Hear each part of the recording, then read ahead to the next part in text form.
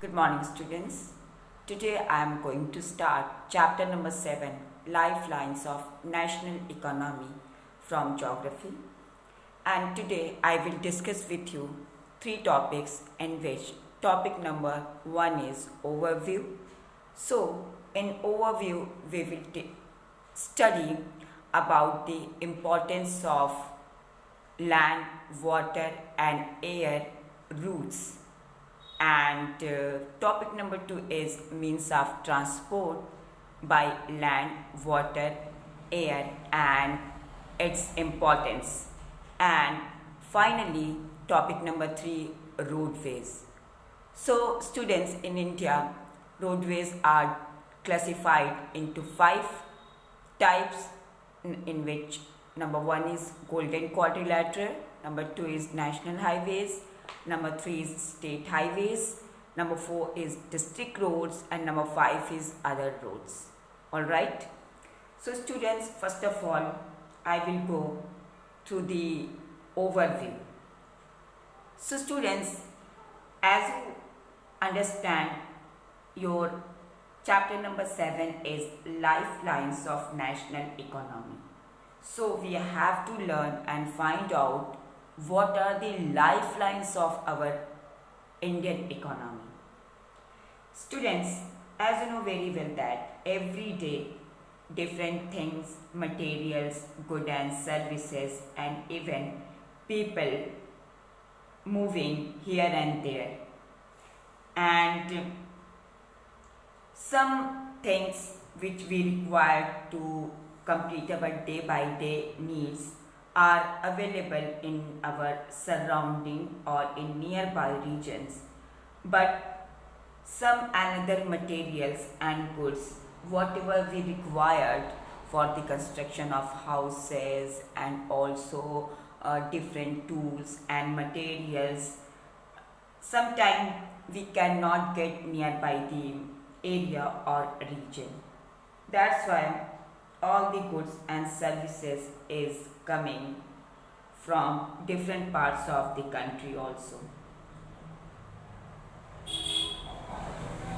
So students, as you know very well that all the goods and services which we are using nowadays, they are not producing our nearby regions and areas.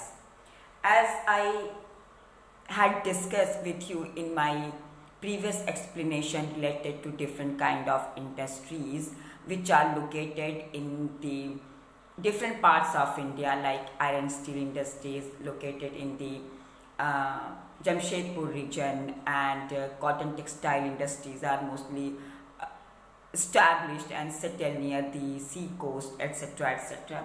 So if we need to use these products and goods, so students, these products and goods is coming from these regions of India, and the movement of these goods and services from their supply locations to demand location necessitates the need for transport.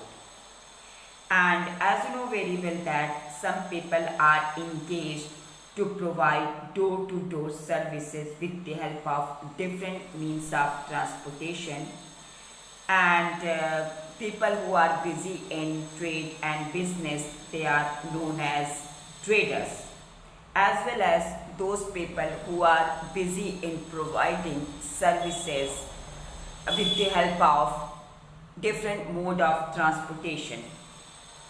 So students, you know very well that, and you can understand, transportation or movement of goods and services by land route, by water route, or by airways, or by air route, these are very important parts of our country, and even the development of country is dependent on the basis of these three means of transportation.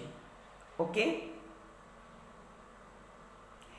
And as I told you that movement of these goods and services can be over 3 important domains of our earth, like land, water and air.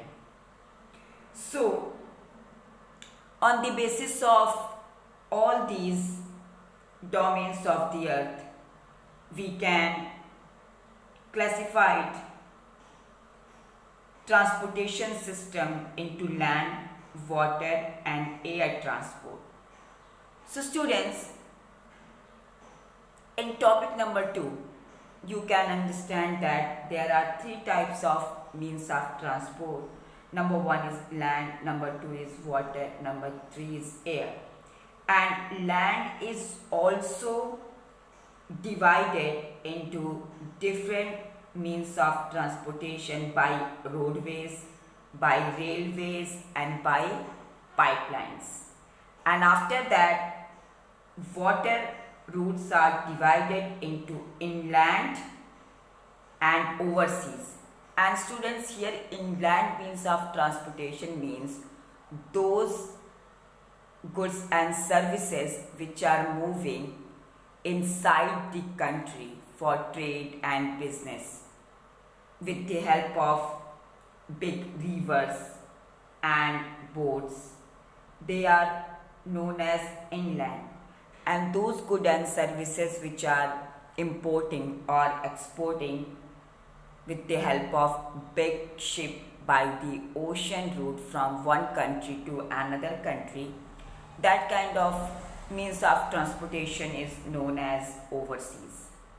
And after that, air route is also divided into domestic airways, and domestic airways can be divided into public undertaking and private airlines.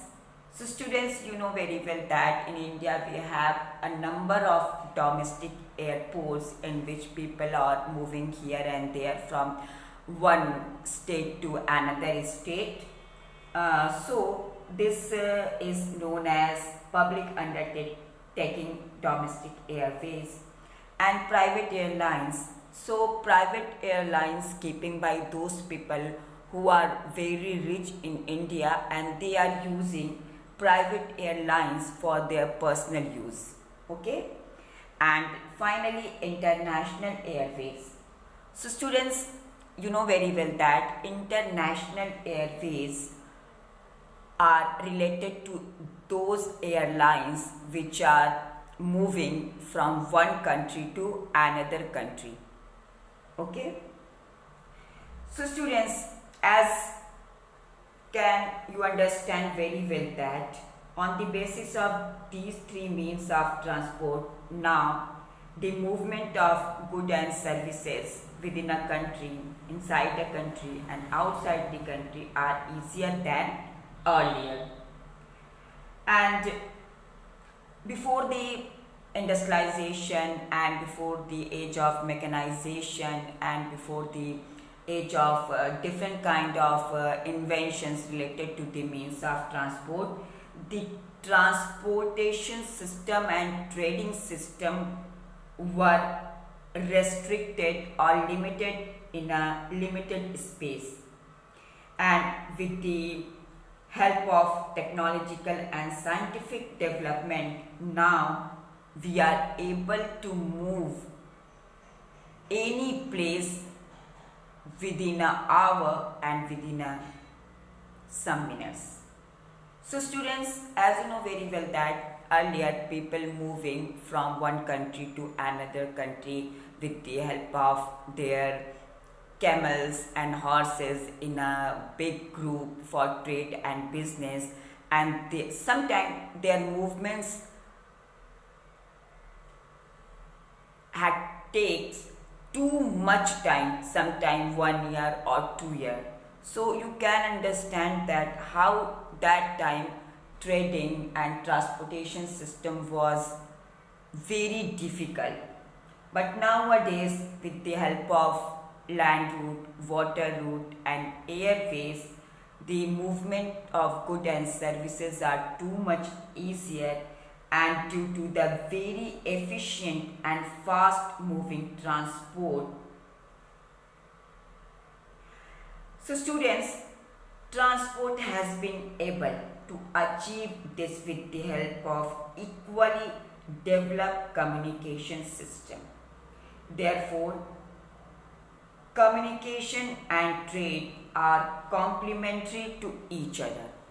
And students, here you have to understand one thing, that in my above explanation, as I told you about the different means of transportation by land, water and air, but here you have to understand these movements and transportation of goods and services inside the country and outside the country only possible when communication system will be regular and proper, because it is too impossible to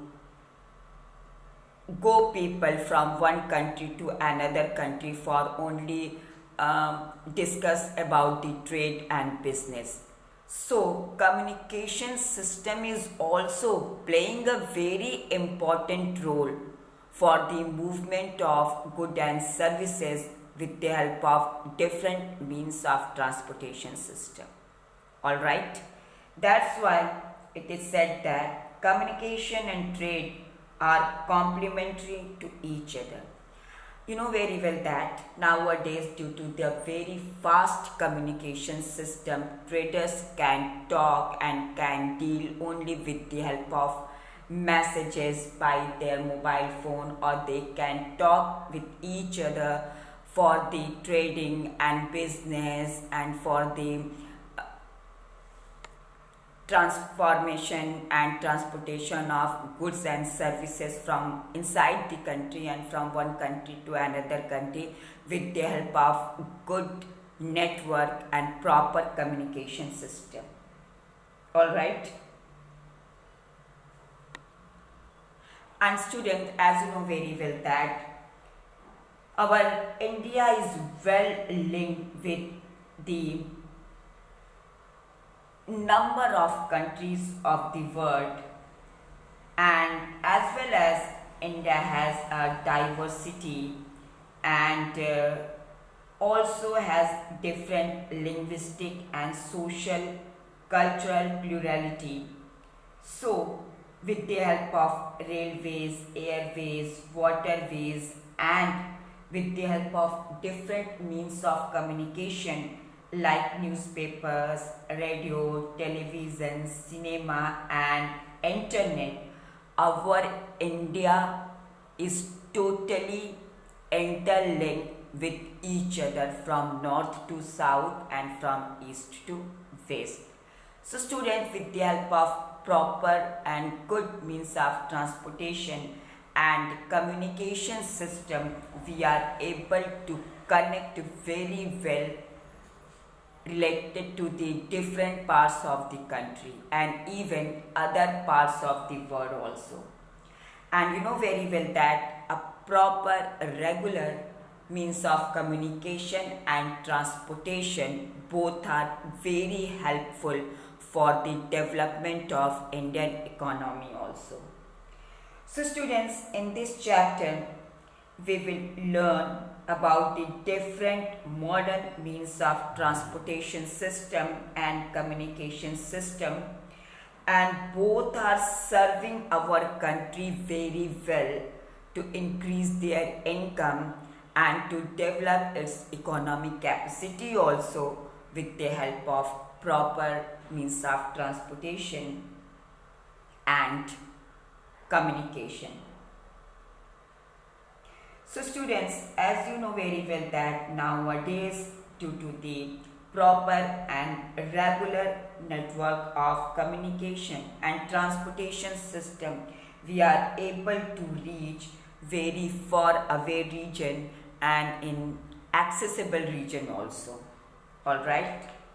So after this overview, now I am going to discuss with you about the first and very important means of transportation by land, and this is roadways. Okay. So, students, in India, roadways playing a very important role for the movement of the people and transportation of goods and services from one region to another region. And India has one of the largest road network in the world, and near about the length of Indian road is in all over the country is 2.3 million kilometer at present. And in the compare of railways, India's movement of goods and services and movement of people done by the roadways. Alright. So students, as I told you, India has one of the largest road network in the world, so its importance can be viewed. And which number one is construction cost of roads is much lower than that of railway lines, and roads can traverse or can be made it more dissected and undulating topography also. It means roadways can be constructed on hilly regions and also in valleys and very undulating uneven places also. And roads can negotiate higher gradients of slopes and as such can traverse mountains such as the Himalayas. It means even we can construct roadways on the higher altitude like mountains and higher places of India and in world also, and it is economical in transportation of few persons and relatively a smaller amount of goods over short distances, but it provides door-to-door services and it is used as feeder to other modes of transport such as roadways provide link between railways station, airports and seaports.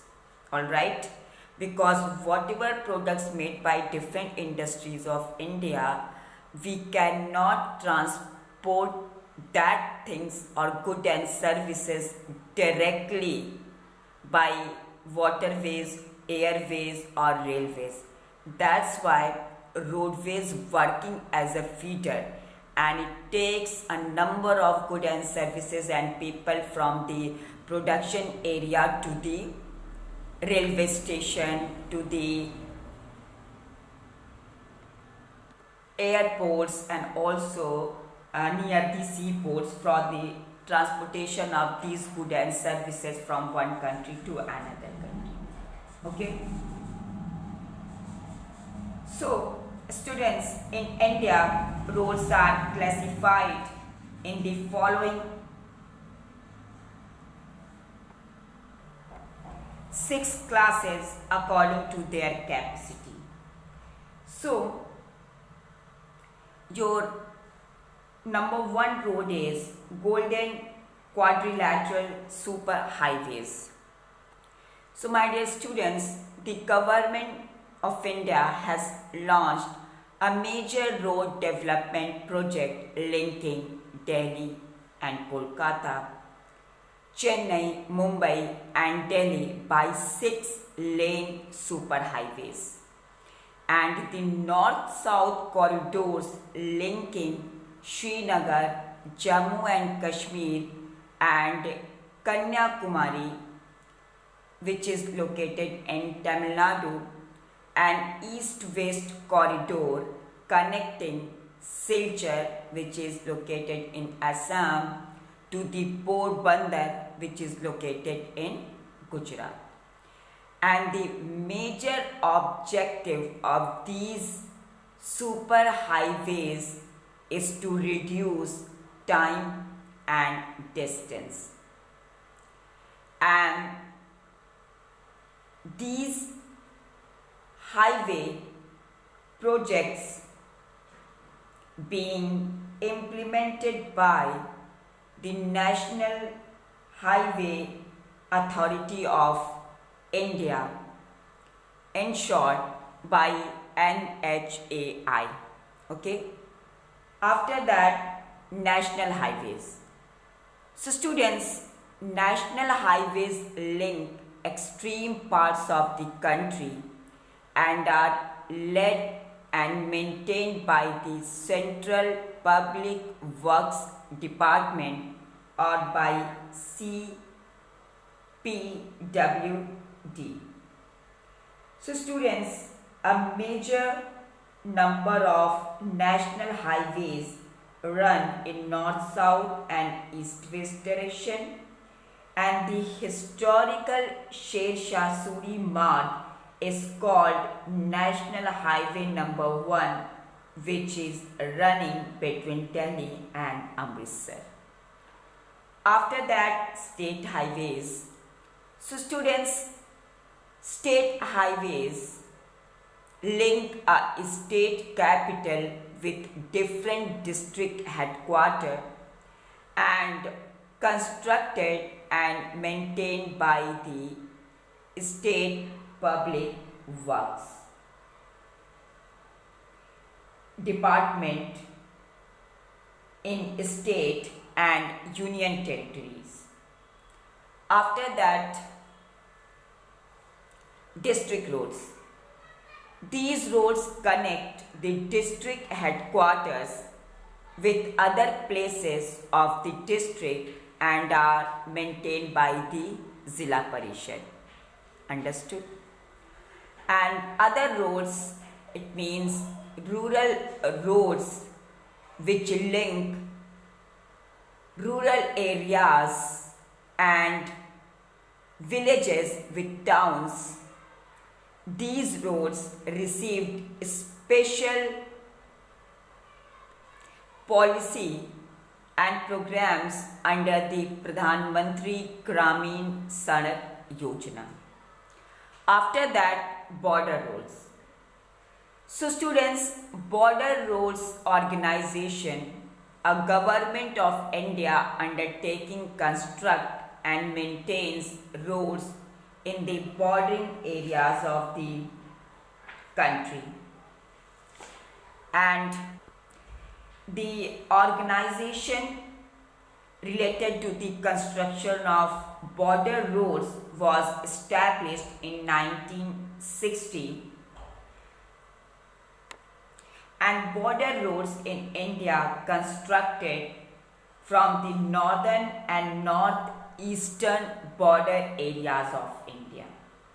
And students, as you can understand the name of border roads, so these roads have improved accessibility in areas of difficult terrain or difficult hilly and slopy areas of India, and very helpful to develop Indian economy in these border areas of India. Okay? And finally, your last topic is road density. So students, the length of road per 100 square kilometer of area is known as density of roads. Okay? And density of all roads varies from only 10 kilometer in Jammu and Kashmir to 375 kilometer in Kerala, and the national average of the density of road is 75 kilometer according to the 1996 and 1997 data year. And students, as you know very well that, and students, you can understand that everything has some importance, advantages and disadvantages also. So in this series, our Indian roadways system or roadways transportation system in India facing a number of problems every day. And point number one is related to the roadways or road transportation is the road network is inadequate, not proper. And every day we can see a traffic and the crowd of passengers on the road. And near about half of the Indian roads are unmetalled. It means most of the Indian roads are not properly constructed, and this limits their usage during the rainy season. It means Kacha roads creates a lot of problems for the movement of goods and services and people also, even by foot during the rainy season. Okay? And the national highways of India are inadequate also. And students, you know very well that the network of roadways which are constructed and congested very badly in the big cities of India, and whatever bridges and flyovers made by our government in the big cities and in districts, they are also very culverts and old and narrow and very difficult for the proper movement of people from one region to another region. So students, these are the some common problems which are related to the roadways and roadways transportation system, as you can see every day and you can understand it also. So students, for today that's all, and in my next explanation I will discuss with you about railways, pipelines and waterways also. Alright, thank you and have a nice day.